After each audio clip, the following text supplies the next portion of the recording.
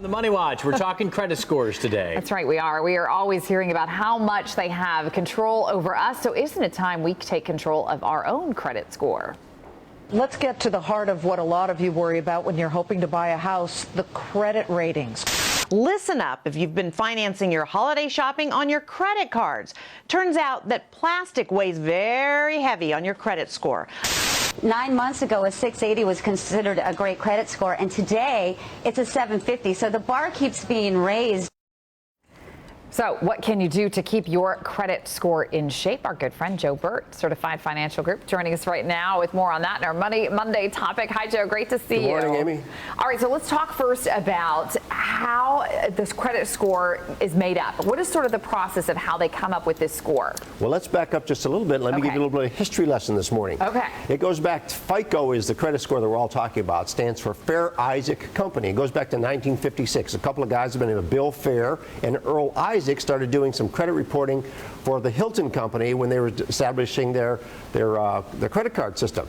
And it's evolved into what we know today as the credit score. Now, why is it important? Because your credit score affects virtually everything that you do, not just buying a house. You want to get a job, they look at your credit score. You want to buy a car, they look at your credit score. You want to rent an apartment, they look at your credit score.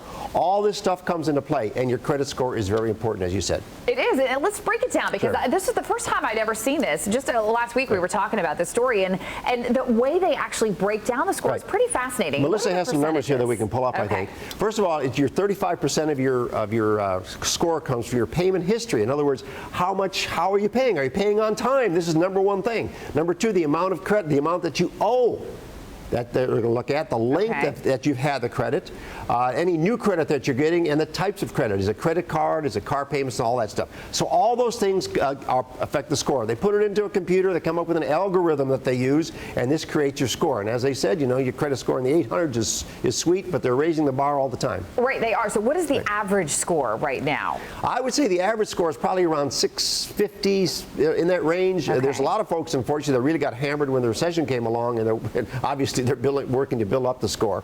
But the name of the game is to pay the cards on time. That's number one. And number two is to keep the amount of credit that you have under control relative to your income. You know, we go to the department store today, and everybody wants to give you a credit card to get that extra 10% off. If you have a lot of credit relative to your overall income, it can affect your score. And as we said, it affects a lot of things that you do every day, including the insurance premiums that you pay on your car.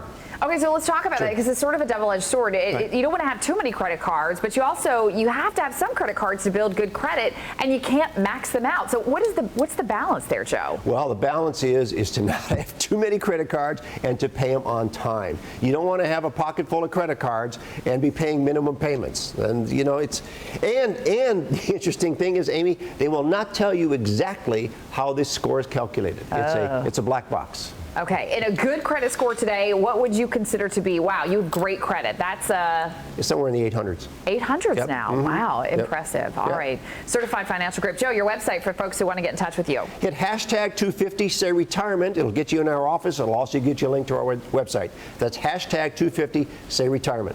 Okay, great. Joe Burt, Certified Financial Group. Always a pleasure, Joe. Thank you.